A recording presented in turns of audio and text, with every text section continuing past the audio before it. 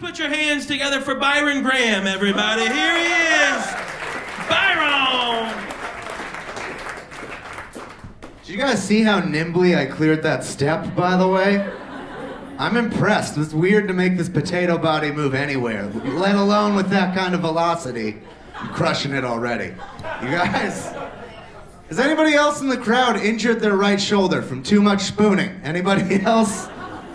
Anybody else on the wait list for natural selection? Anybody not gonna make it? Who would have known that basic survival had a tougher admission policy than CU Boulder? Who would have known? I love Boulder. It's a great city to have dropped out of film school in. It's cool. You guys are like Allen Ginsberg hung out here for like 20 minutes in the 60s. You've been coasting off of it ever since. I applaud that. Here's the deal. When you're spooning with somebody, it seems like a great idea, right? Reuptake on your oxytocin. Hold a loved one close all night long. But after a while, like when your arm goes numb and you get those shooting pains, just tingling along your fingies, you know, just as it deadens. You're like, this is just a human obstacle to you getting a good night's sleep.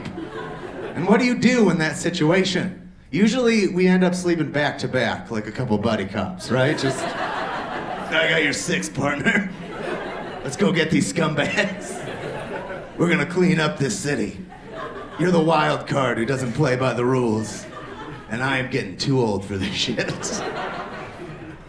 I sound very frail in that joke, I get it. You guys, anybody else have a perv ghoul skulking around the dark corridors of their mind and just ruining days for them? Anybody? I like to take the... Here's the thing, is if my effort towards feminism is trying to subdue that perv ghoul, right? I read a little bit of Judith Butler, and I try to be less of a perv in my day-to-day life. Give it up for me, everybody. I'm a feminist hero. All it takes is believing the right thing to get a pat on the back, right, white guys? Oh boy, this city is lousy with male feminists, isn't it? And here's the thing, male feminists, they're appropriating another thing that doesn't belong to them. They're taking credit for work they didn't do. They weren't out there in the streets marching for your rights to vote. By that, or just, if believing the right thing is enough, we're also abolitionists. Give it up for us, everybody. Slavery is wrong. I don't care who knows it. I'm gonna make a bold stance. I think women have more earning power and more education than ever before in history. And that's great, except it's wasted on the worst generation of dudes imaginable, right? I'll get back to the perv ghoul thing in a second. I remember, like, this generation of dudes, like you know, you think of your prototypical shitty 1950s husband, your Don Draper, right? He drinks too much. He doesn't care about your feelings. But guess what? He also fought the goddamn Krauts. Show him some respect. You know what I mean? Today's generation of men still cry about the thing that happened at camp. And the only thing they're better at doing than that 1950s man is masturbating. Masturbating. We've made big advances, everybody. We can use the same device to watch a pornographic film and then call our goddamn mothers. That's gross. It just took a second for you to think about it, and now you're gonna look at every dude's phone just like, oh, you're putting it on your face. You're rubbing it against your face, you animal. So speaking of perv ghouls, you gotta subdue it. You gotta bury it under rhetoric. You gotta be like, the male gaze is a plague on female public life. But then the perv ghoul skulks around a corner and is like, look at her body, look at it.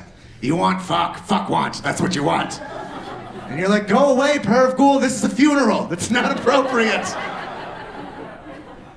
You try to, like, you know, bind his hands, lock him in a basement, forget about him. Now the perv ghoul just has a new fetish to perv on. He's way into BDSM now. He's got a FetLife account, and you're like, what? How'd this happen? I'm 31. When will this go away? All right, too much. I get it. Have you guys ever depressed yourselves awake in the morning? Anybody just like wake up and like, oh God, why am I alive? Oh. One of those mornings, like when you wake up and remember exactly how much money is left in your checking account. And then you double check, and find out you've been cleaned out because your Netflix subscription was due and you didn't have enough money. Oh boy.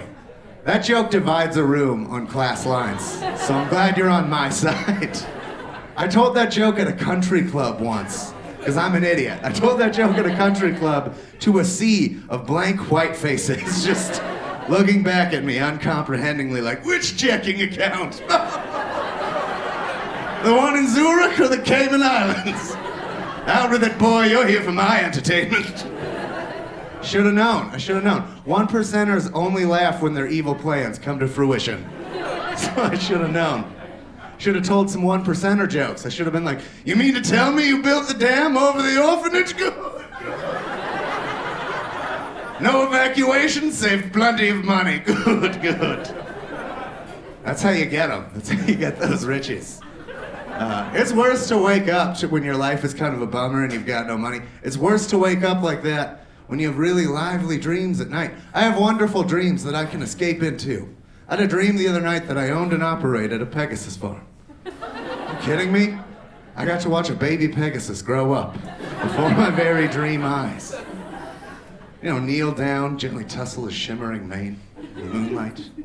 Feed him sparkle dust out of my open palm. Because that's what a baby Pegasus eats, everyone. Sparkle dust. Right? Watch them take wing for the first time and swell with pride as they soar off into the distance through a candy-colored sky. And then I have to wake up and remember that I am ineligible to donate plasma in the state of Colorado. Holy shit, my extra blood is not worth money. That is as rude as awakenings get. Here's the deal, it's for a criminal record. Not anything gross about my body. Nothing gross about my body except its potato shape. What I'm getting, real clean dick. That's what I'm getting at. That's what I'm getting at up here. Had a couple of scares, but 0 flares, and I'm proud of that record. I'll take that one to the bank, but not the blood bank. You guys, I put out a fire a little while ago, everybody. This is the most manly story I have, so I'm gonna tell it until people are tired of hearing it. Here's the deal, I'll set the scene. I was staying over at a woman's house. That's my want, is, you know, just a cavalier, young Lothario, out there living for today. Every once in a while, I'm welcomed into a woman's boudoir, and this was one such lucky occasion. And so I'm crushing it as per usual. And I noticed that we'd left a candle gently flickering on the bedside table. Because I lay down a very tender game, ladies, gentlemen, people who don't conform to gender binaries. I lay down a very tender game. That room smelled like salted grapefruit and sweet fuck. There's a 90s R&B video in there. So I get up in the middle of the night, go to the bathroom, and return to the boudoir. And notice that it no longer smells like salted grapefruit and sweet fuck. It smells like burning pillow feathers. And I look to my lady's bedside and notice that the sleeve of her pillowcase has drooped over the open flame of the candle and ignited. And so now an angry orange fire is just ripping a foot into the air, just inches away from her tresses of outstretched hair where she sleeps unknowing, just totally untroubled by the conflagration about to burn her entire face off. This is a call to action moment. There's no time to hesitate. There's no time to be scared. There's no time to pause and admire my dick glistening in the candlelight. Glorious though it was. Candlelight is very flattering to a boner. I don't know if you guys knew about that. In a non-emergency situation, take a second, admire your glistening dick. Enrich your life and the life of your lover. It's like stopping to smell the roses. It just makes it better. But there was no time for that. I had to spring into action. I had to scream out, fire! Fling the burning pillow to the ground and stomp it out with my bare feet. And I did this naked and with a boner, ladies and gentlemen. Come on. That's right. Your applause is merited. That was an erect act of heroism. I'm a real boner hero, this guy. That usually only happens to presidents. That's a presidential honor. Abraham Lincoln had a little top hat for his boner. When he got assassinated, it stayed and watched the rest of that play. Or Franklin Delano Roosevelt, arguably he's America's greatest president, unless you're Japanese American, and then you've got such a legitimate quibble with his policies. Here's the deal though, I admire FDR nonetheless, because his legs didn't work, he had polio. But his dick never stopped working. Never stopped working for America, it was there for us. Great Depression, World War II, it was there for us. Steadfast, full mast, bulging under that blanket during so many fireside chats. That was a 4-term boner, ladies and gentlemen. Took an act of Congress to overturn it. By the way, quick, as I leave the stage, I want to remind everybody, Franklin Delano Roosevelt was a turdy cousin fucker. In the course of researching this joke, I found out that old FDR, old Dangly Frank, as I like to call him, old Dangly Frank cheated on his cousin wife Eleanor, no need to change the last name, and cheated on his cousin wife Eleanor with his other cousin. That's bonkers. The guy had a type. What can I say? It was his blood type. You guys, I haven't seen the light, but I know I've been up here a long time. Give it up for Brett Gill.